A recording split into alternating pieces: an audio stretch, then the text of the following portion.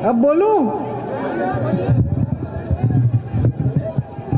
देखिए, चुनाव आ गए हैं। अब यहाँ उत्तर प्रदेश में जितने भी राजनीतिक दल हैं, उनके सबके नेता, बड़े बड़े नेता भी दिल्ली से भी आ रहे हैं, दूर दूर से आ रहे हैं, आपके सामने प्रचार कर रहे हैं, है ना।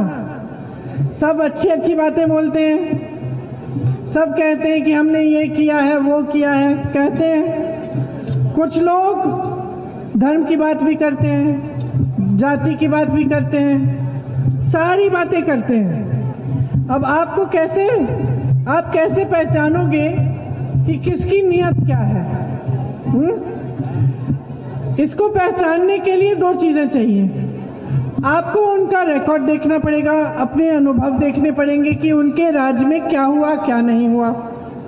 और आपको ये समझना पड़ेगा कि पिछले चुनाव में जब मंच पर आके आपके सामने घोषणाएं की तो क्या क्या कहा, और उनमें से जो चीजें उन्होंने कही, उन्होंने पूरी की कि नहीं की। ऐसे ही आपको पता चलेगा कि इनकी बातों पे भरोसा किया जा सकता है कि नहीं, है ना। अब आपकी परिस्थितियां क्या है? बहनें बैठी हुई हैं, गैस का सिलेंडर कितने का मिल रहा है आजकल? और बढ़ गया है। 1000 था, अब 95 रुपये और बढ़ गया है। हाँ, 11, अभी आप जाएंगे खरीदने के लिए तो 1100 रुपये का सिलेंडर होगा। कड़वा तेल कितने का है? आपकी दिहाड़ी कितनी है? दिहाड़ी 200 की है, कड़वा तेल की एक बोतल 240 की है। ठीक है, ये है महंगाई की परिस्थिति। आप जान रहे हो कि पेट्रोल डीजल का कितना आपका को खर्चना पड़ता है, कितना महंगा हो गया है। सबसे बुरा असर किस पे होता है उसका? गरीबों पर और किसानों पर। जो डीजल के दाम इतने बढ़ गए हैं तो किसानों पर असर पड़ता है। किसानों की अनेक समस्याएं हैं, खाद का वितरण नहीं हो रहा है समय पे, फसल का दाम नहीं मिल रहा है, गेहूं का दाम नहीं मिलता, धान का दाम नहीं मिलता, पश्चिमी यूपी में गन्ना का दाम नहीं मिलता। सही बात है कि नहीं? सबसे बड़ी समस्या क्या है? छुट्टा जानवर की एक बहुत बड़ी समस्या है। आपकी खेतों को चल रहा है, सरकार कहती है आपको एक बोरा राशन दे रही है, लेकिन जितना राशन दे रही है उससे ज्यादा तो छुट्टा जानवर चले जा रहा है। तो आपकी जो परिस्थितियां हैं, यहाँ बहुत दुकानें हैं, छोटे दुकानदार हैं, छोटे छोटे कारोबार हैं, उनके साथ क्या हुआ? पहले नोटबंदी लाई गई, आपको बताया गया बहुत भलाई होगी। क्या हुआ? छोटे दुकानदारों को सबसे ज्यादा नुकसान हुआ। फिर जीएसटी आई और नुकसान हुआ उनका। फिर कोरोना आया, लॉकडाउन हुआ और भी नुकसान हुआ। तो सुनवाई कहाँ है? नौजवान बेरोजगार पड़ा है। नौजवान कितने हैं यहाँ? हाथ उठाइए। और लो देखो जी, सब जवान बन गए इस मीटिंग में आके। पिछले 5 सालों में कितनों को रोजगार मिला है सरकार से? किसी को नहीं मिला।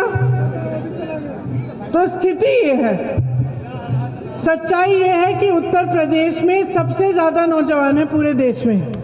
ठीक है, उत्तर प्रदेश में सबसे ज्यादा नौजवान है। आपने अपनी मेहनत से अपने बच्चों को पढ़ाया लिखाया भी है। ये नहीं है कि आज का नौजवान क्वालिफाइड नहीं है, शिक्षित नहीं है, शिक्षित भी है, क्वालिफाइड भी है। किसी ने ITI किया है, किसी ने MA किया है, किसी ने BA किया है, किसी ने BSc किया है। तमाम नौजवानों ने परीक्षाएं भी दी हैं। आपके प्रदेश में हुनर भी बहुत है, जहां जहां देखो हुनर है। मुरादाबाद जाओ, पीतल का काम करने का हुनर है, कानपुर जाओ, लेदर का काम का हुनर है। तो हुनर भी है, खेती भी बढ़िया होती है यहाँ, खाद भी अच्छी है, आपकी जमीन अच्छी है, उपज अच्छी आती है। तो समस्या क्या है? नौजवान बेरोजगार पड़े हैं, किसान परेशान है, महिलाओं पर रोज रोज अत्याचार हो रहा है, महिलाओं को सशक्त करने की बात कोई नहीं कर रहा। छोटे दुकानदार, छोटे व्यापारी परेशान हैं। तो समस्या क्या है? एक तरफ एक ऐसा प्रदेश जिसमें हुनर भी है, नौजवान भी हैं, अच्छी खेती भी हो सकती है, अच्छे अच्छे बिजनेस शुरू करने के लिए लोग सक्षम हो सकते हैं। दूसरी तरफ बेरोजगारी, किसानों की परेशानी, महिलाओं पर अत्याचार, दलितों पर अत्याचार, छोटे बिजनेस बंद हो रहे हैं। तो ये क्यों हो रहा है? ये सब आपके साथ क्यों हो रहा है? ये सोचिए। क्योंकि जो राजनीति आपके सामने आई है वो सिर्फ आपको गुमराह करने वाली राजनीति है। जो नेता हैं वो समझ नहीं रहे हैं कि उनका काम क्या है।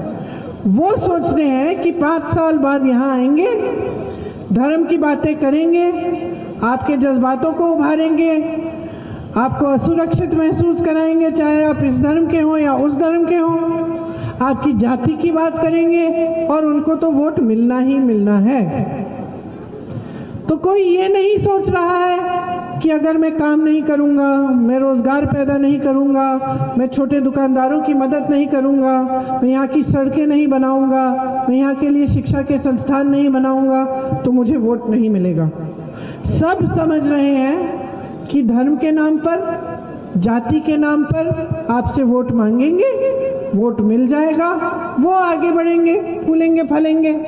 उनके जितने भी मित्र हैं सत्ता में, बड़े बड़े उद्योगपति मित्र, वो फूलेंगे फलेंगे। और उनको तो यही चाहिए ना, उनको तो सत्ता में रहना है। उनका लक्ष्य है हम सत्ता में रहें किसी भी हालत में।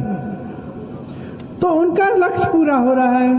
वो समझ रहे हैं कि जनता के सामने जनता तो पूछ नहीं रही है। जनता नहीं पूछ रही है कि भाई हमारी पाठशाला क्यों नहीं बनाई, हमने मेहनत की है अपने खेतों में, हमें उस मेहनत की कमाई हमें क्यों नहीं मिल रही है। जनता तो पूछ नहीं रही है। तो परिस्थितियां ऐसी कुछ अजीब सी बन गई हैं उत्तर प्रदेश में कि जितने भी राजनीतिक दल हैं उनके सारे नेता जानते हैं कि चुनाव के समय धर्म की बात हो, जाति की बात हो, उसी के आधार पर वोट मिल जाए, काम करने की कोई जरूरत नहीं होगी। सही है कि नहीं? समझ रहे हैं आप क्या हो रहा है? तो देश में क्या परिस्थिति है? किसान तंग है, परेशान है, कमा नहीं पा रहा है। वहां बड़े बड़े उद्योगपति 1000 करोड़ रुपए कमा रहे हैं। किसान के पूरे गन्ने का बकाया 14,000 करोड़ रुपए, 16,000 करोड़ रुपए के 2 हवाई जहाज नरेंद्र मोदी जी, प्रधानमंत्री जी अपने लिए ही खरीद रहे हैं और पूरे दुनिया में घूम रहे हैं उन हवाई जहाजों में, लेकिन गन्ना का बकाया नहीं दिलवा रहे किसानों का। कर्ज माफ किसके हो रहे हैं सुन लीजिए। कांग्रेस की सरकार थी, किसानों के कर्ज माफ हुए, 72,000 करोड़ के कर्ज माफ हुए हमारी सरकार में। आज किसके कर्ज माफ हो रहे हैं? बड़े बड़े उद्योगपतियों के, जिनके पास लाखों करोड़, जिनके पास, बोलने दीजिए, जिनके पास लाखों करोड़ रुपए हैं उनके कर्ज माफ हो रहे हैं, और जिनके पास कुछ नहीं है उनके कर्ज माफ नहीं हो रहे हैं। बिजली की बिल आप भरे जा रहे हो, चाहे कोरोना आए, लॉकडाउन आए, चाहे आप कमा रहे हैं नहीं कमा रहे हैं, आप बिजली के बिल भर रहे हो। यहाँ तक कि जब बिजली नहीं आ रही है तब भी आप बिल भर रहे हो, आपकी कोई सुनवाई नहीं हो रही है। तो अब क्या किया जाए इन परिस्थितियों के बारे में? क्या आप बर्दाश्त करेंगे कि आपके सामने नेता आकर फिर से धर्म की बात करें, जाति की बात करें, बड़ी बड़ी ऐसी बातें करें कि अगर आप उनको वोट नहीं करोगे तो आपके धर्म में मतलब कुछ खराब होने वाला है आपको, या आप असुरक्षित हैं, तो आप बर्दाश्त करोगे? लेकिन आपका कोई काम ना हो तो कब जागरूक बनोगे? आप जवाबदेही कब मांगोगे नेताओं से? जो मेरे नौजवान भाई बहन यहाँ पे हैं, आपको रोजगार मिलना चाहिए कि नहीं? तो आपने कभी सोचा है कि ये जो सरकार है भाजपा की, इनकी 3 बड़ी स्कीम सुन लीजिए। एक तो जो मुफ्त में गैस सिलेंडर बहनों को मिलता है, दूसरा जो राशन की बोरी मिलती है, तीसरा जो थोड़ा बहुत खाते में आपके पैसे आते हैं, ठीक है? और देख लीजिए कुछ महीनों में आते हैं थोड़े बहुत पैसे, चुनाव आने लगता है तो थोड़े और पैसे आ जाते हैं, है कि नहीं? जो राशन 5 सालों से लगातार नहीं मिल रहा था वो पिछले 6 महीनों से लगातार आ रहा है। ये 3 स्कीम क्या है? क्या एक खाली एक मुफ्त गैस सिलेंडर से एक राशन के बोरे से थोड़े बहुत पैसे मिलने से आपके आपके बच्चों के भविष्य मजबूत बनेंगे? समझ रहे हो आप? बच्चों के भविष्य को मजबूत करने के लिए क्या चाहिए? रोजगार चाहिए। बच्चा नौजवान अपना बिजनेस बनाना चाहता है, सरकार का समर्थन मिले। कोई एक छोटा सा कारोबार शुरू करना चाहता है, थोड़े से पैसे दे सरकार, कम ब्याज पे दे दे, वो ब्याज पे लौटा देगा 1% 2%, लेकिन सरकार उसको अपने पैरों पे खड़ा करे। महिलाओं को 1 सिलेंडर मुफ्त दिया, आप भर नहीं पा रहे हैं उसको। अगर आप अब जाएंगे सिलेंडर खरीदने तो 1100 का मिलेगा, क्या करेंगे उस सिलेंडर का? उसकी गैस को आपको इस्तेमाल ही ऐसा करना पड़ेगा कि खत्म ना हो। लेकिन आपको आत्मनिर्भर करने की बात कौन कर रहा है? आपकी बेटियों को शिक्षित करने की बात कौन कर रहा है? आपको महिलाओं को रोजगार दिलवाने की बात कौन कर रहा है? कोई नहीं कर रहा है। कह रहे लो जी सिलेंडर लो, वोट दे दो, कह रहे लो बुरा राशन ले लो। ये स्थिति बना दी है देश में, इतना गरीब बना दिया है लोगों को कि अब लोग उस राशन के बोरे के लिए इंतजार कर रहे हैं। और जब वो राशन का बोरा आता है तो आप सब कहते हैं कि वाह वाह सरकार ने मुझे कुछ भेजा है। लेकिन इस सरकार की तो बहुत बड़ी जिम्मेदारी है। एक राशन के बोरे में, एक गैस के सिलेंडर में थोड़े बहुत 1000-2000 रुपए आपको पकड़ा दिए, उसमें इनकी जिम्मेदारी खत्म नहीं होती है? कोई एहसान नहीं है आप पे? सरकार की जिम्मेदारी है कि आपका भविष्य मजबूत बनाए। ये जो किसान कर्ज में डूब रहे हैं, इनके लिए क्या कर रही है सरकार? किसान आंदोलन किए, 1 साल के लिए दिल्ली के बॉर्डर पे खड़े रहे, 700 किसान शहीद हुए। 6 किसानों को तो मंत्री के बेटे ने अपनी पहिए के नीचे कुचल दिया, गाड़ी के पहिए के नीचे। ये लोग चुप रहे। प्रधानमंत्री से लेकर इनके सारे मंत्री चुप। प्रधानमंत्री जी अपने घर से निकलकर बाहर आकर किसानों को नहीं मिले। मेरे पिताजी प्रधानमंत्री होते थे यहाँ अमेठी में, पास में, पूछिए जब संकट आती थी क्या प्रधानमंत्री आते थे? उनके घर के दरवाजे तक आते थे पूछने। यहाँ की सांसद इंदिरा जी रही, सोनिया जी रही, संकट आया तो मौजूद रहे आपके लिए। कोरोना का संकट आया, रायबरेली के तमाम लोग, सूरत में, कोई गुजरात में, कोई बंबई में, कोई दिल्ली में फंसा था, उनको राहत किसने पहुंचाई? सोनिया जी ने पहुंचाई। क्योंकि एक जिम्मेदारी होती है। नेता का धर्म और कुछ नहीं होता, नेता का धर्म सेवा होता है। आप हिंदू धर्म में देखिए, मुसलमान धर्म में देखिए, ईसाई धर्म में देखिए, बौद्ध धर्म में देखिए, किसी भी किताब को उठा के पढ़िए, किसी से भी पूछिए, सब कहेंगे नेता का सबसे बड़ा धर्म सेवा करना है। राजधर्म होता क्या है? सेवा होता है। और ये लोग भूल गए अपना धर्म। इनके लिए धर्म भी एक इस्तेमाल करने वाली चीज हो गई। इनके लिए धर्म भी वही है जो चुनावी समय, चुनावी सभाओं में बात करें धर्म के बारे में, आपके जज्बातों को उफारे ताकि उसी पर वोट मिल जाए। आप सोचिए, क्या आप चाहते हैं कि आपके बच्चे उस बोरे राशन पर निर्भर हो?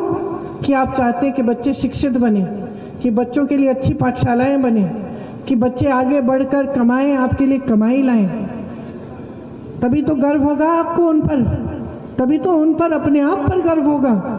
अगर ऐसे ही आवारा बच्चे पड़े रहें तो क्या होगा? तो उनको इसी तरह से गुमराह करना बहुत आसान होगा। इसीलिए तो उनको आवारा रखा है। इसीलिए तो 5 सालों से सरकार में 12 लाख खाली पद है, उन्होंने भरे ही नहीं।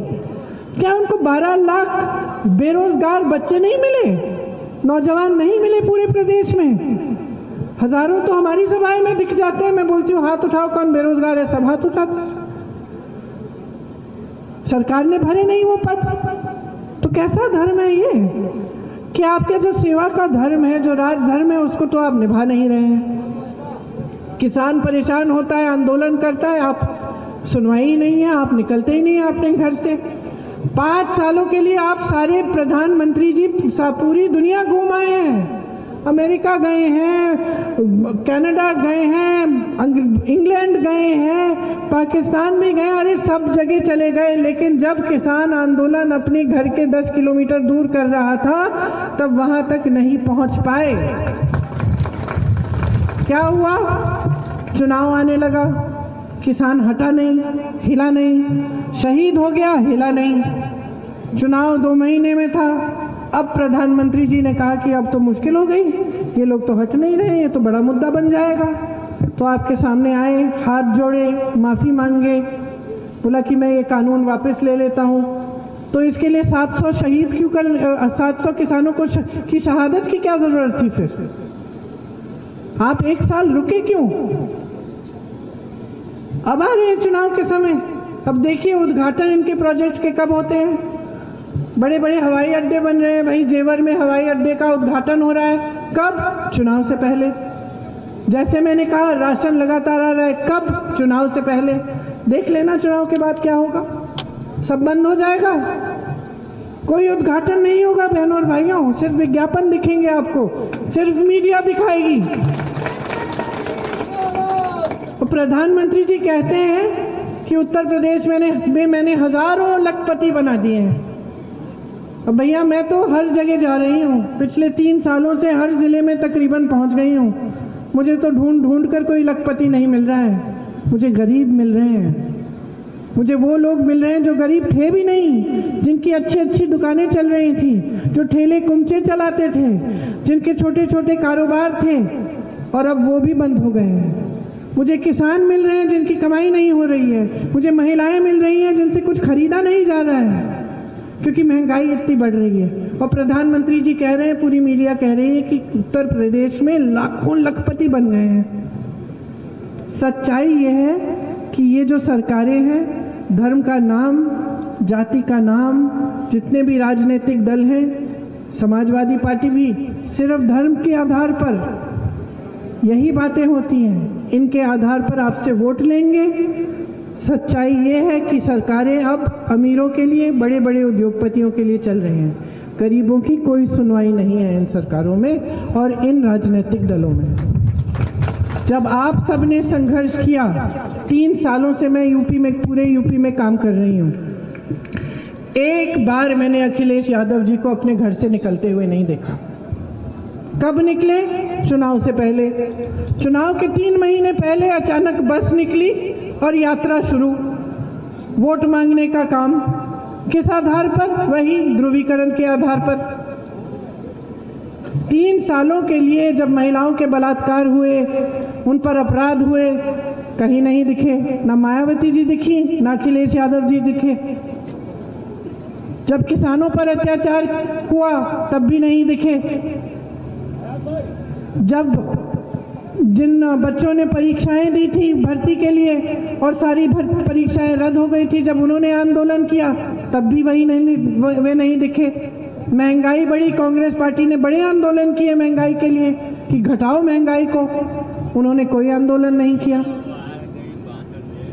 तो क्या कर रहे हैं सब ये सारे राजनीतिक दल? क्या कर रहे हैं? एक ही बिसात पर खेल रहे हैं। सब जान रहे हैं कि क्या करना है। चुनाव के समय धर्म के आधार पर लोगों को बांट दो, वोट ले लो, घर पे रहो, खुश रहो। अब जागरूक होने का काम आपका है। आपको नेताओं को जिम्मेदार बनाना पड़ेगा। आप इस बार सोच समझ के अपना वोट दो। आप उस पार्टी को दो जो आपके लिए काम करके दिखाई है और जो काम करना चाहती है। देखिए, भर्ती की बात की मैंने, यहाँ नौजवान भाई बैठे हैं। कांग्रेस पार्टी ने एक पूरा खाका तैयार किया है कि हर भर्ती के लिए एक अलग कैलेंडर होगा। आपकी परीक्षा के दिन, रिजल्ट की डेट, नियुक्ति की डेट और बीच में 6 महीने का टाइम। आप परीक्षा देंगे, 6 महीने के अंदर अंदर आपकी नियुक्ति होनी चाहिए। कोई अधिकारी इसके साथ खिलवाड़ करेगा तो हमने ये योजना बनाई है कि हम एक कानून लाएंगे और उस पर कार्रवाई होगी। मेरी बहनों पर अत्याचार होता है, पुलिस स्टेशन जाती है, कोई एफआईआर नहीं लिखता, उल्टा उस बहन के बारे में उल्टी सीधी बातें करते हैं। हम कानून लाएंगे कि अगर एफआईआर, महिलाओं के साथ अत्याचार हुआ और 15 दिन के अंदर अंदर एफआईआर न दर्ज किया गया तो उस अधिकारी का, उस पुलिसकर्मी का सस्पेंशन होगा। रोजगार की बात है, हम कह रहे हैं कि 12 लाख सरकारी पद खाली पड़े हैं, हम 100 दिन के अंदर अंदर उनको भरवाएंगे। हम कह रहे हैं कि 8 लाख रोजगार नए हम पैदा करेंगे। कैसे? सबसे पहले आपको जानना चाहिए कि ये जो मनरेगा है ये कांग्रेस पार्टी लाई थी, ये इससे रोजगार पैदा हुए। छोटे दुकानदार, जो छोटे व्यापारी हैं, ये रोजगार पैदा करते हैं, छोटे छोटे मैन्युफैक्चरिंग के यूनिट। कोई अंबानी अडानी रोजगार नहीं पैदा करता जिसके लिए पूरे देश की संपत्ति बेची जा रही है। ये रोजगार पैदा करने का काम छोटे और मध्यम व्यापारियों का काम है, उनको हम मजबूत बनाएंगे। जहां हुनर है वहां हम सुविधाएं देंगे। जहां एक नौजवान एक अपना बिजनेस खोलना चाहता है, सुन लीजिए, अगर आप अति पिछड़े या दलित वर्ग के हैं, खास तौर से आपको 5 लाख रुपए सरकार देगी 1% ब्याज पे, ताकि आप अपने पैरों पे खड़े हो सकें। मेरी बहनों के लिए 40% रोजगार, 40% सरकारी रोजगार मेरी बहनों के लिए आरक्षित होंगे, पहले के आरक्षण के प्रावधानों के तहत, ताकि आप भी अपने पैरों पर खड़े हो पाए। मेरी बहनों की सेहत के लिए, जहाँ पे ब्लॉक के अस्पताल हैं, आज जाती हैं, बीमार होती हैं तो एक पुरुष डॉक्टर मिलता है या डॉक्टर मिलता ही नहीं है। हम एक कमरा बनाएंगे जिसमें महिला डॉक्टर मिलेगी। आपको कोई समस्या हो, निजी बात हो, आप उससे कर सकते हो। आपकी सेहत के लिए, आपकी शिक्षा के लिए हर जिले में एक केंद्रीय विद्यालय जैसा एक लड़कियों की पाठशाला बनाएंगे, जिसमें सिर्फ शिक्षा नहीं लेकिन हुनर भी सिखाएंगे, ताकि लड़की रोजगार भी कर सके, उसे रोजगार मिल सके। किसानों के लिए, किसानों का पूरा कर्ज माफ किया जाएगा हमारी सरकार में, हमने पहले करके दिखाया है। छुट्टे जानवर की जो समस्या है, छुट्टे जानवर की जो समस्या है, यहाँ कोई हल करने की कोशिश भी नहीं कर रहा है। छत्तीसगढ़ में हमारी सरकार है, छत्तीसगढ़ की सरकार ने पता क्या किया है? जो छुट्टे जानवर हैं, उन्होंने कहा कि अगर इन छुट्टे जानवरों को आप घर में पाल लें तो हम सरकार आपसे 2 रुपए किलो में गोबर खरीदेगी। अब आप हंसोगे, गोबर खरीद के क्या करेगी सरकार? गोबर खरीद के स्वयं सहायता समूह को वो गोबर देके उसमें वर्मी कॉम्पोस्टिंग और गोबर गैस बनाया जाएगा। छत्तीसगढ़ की सरकार ने ऐसा किया है, समस्या ही नहीं रही, क्योंकि लोग समझ गए कि अगर मैं छुट्टा जानवर घर पे रखूं, उसकी देखभाल करूं, मैं कमा सकता हूं। तो घर पे रख लिया, उसका देखभाल हो गया, गोबर बेच दी सरकार को, उसकी कमाई भी हो गई, कोई नुकसान नहीं हुआ और जानवर भी छुट्टा नहीं रहा। तो अगर एक सरकार आपकी समस्याओं को सुलझाना चाहती है ना, तो सोच समझ के योजनाएं बनाती है। तो छत्तीसगढ़ की सरकार में एक बहुत बढ़िया योजना है छुट्टे जानवर के लिए। हम चाहते हैं यहाँ उत्तर प्रदेश में भी लागू हो। जो बिजली के बिल, जो छोटे दुकानदार और मध्यम दुकानदार जो बिजली के बिल कोरोना के समय भी दे रहे थे, जिनको सबसे ज़्यादा ज़रूरत है, उनके जो कोरोना का बकाया उनका हम माफ़ कराएंगे और सबकी बिजली बिल आधी कराएंगे। जो मेरी बहनें पाठशाला में पढ़ती हैं 11वीं और 12वीं क्लास में, उनको एक मोबाइल दिया जाएगा मुफ्त में, और जो उससे आगे पढ़ना चाहती है उनको स्कूटी मिलेगा। क्यों? आपकी सुरक्षा के लिए। और आजकल मोबाइल के बिना पढ़ाई भी नहीं होती, क्योंकि ज़्यादातर जब कोरोना के चलते काफ़ी पढ़ाई मोबाइल पे भी होती है। तो ये सब योजनाएं हमने बनाई हैं। अब आप मौका देंगे, आप कांग्रेस के प्रत्याशी को चुनेंगे, तो ये सब हम लागू करके दिखाएं आपको। एक ऐसी राजनीति लाएं जो ये धर्म और जाति के आधार पर आपको बांटने का काम बंद करे और आपके विकास का काम शुरू करें। और इनको इतनी आसानी से छूट मत दीजिए। ये जो आपके सामने आकर यही बातें करते हैं आपको फुसलाने के लिए, आपको गुमराह करने के लिए, अब आप जवाबदेह बना दीजिए। राजनीति बदलिए अपने प्रदेश के लिए। बहुत साल हो गए, 30 साल हो गए, यहाँ पे कांग्रेस की सरकार नहीं रही। आपने सबको परख लिया है, बसपा को परख लिया है, भाजपा को परख लिया है, आपने सपा को परख लिया है। क्या मिला आपको? क्या मिला आपको? बेरोजगारी मिली, आपको गरीबी मिली, आपको अत्याचार मिला, गुंडाई मिली। तो अगर आप एक ऐसी सरकार चाहते हैं जो आपका विकास करे, जो आपके भविष्य को मजबूत करने का सोच समझ के काम करे, तो आप कांग्रेस को ही जिताइए। ये अतुल सिंह जी हैं, इनको जिताइए। इस बार हमारी सरकार लाई है उत्तर प्रदेश में।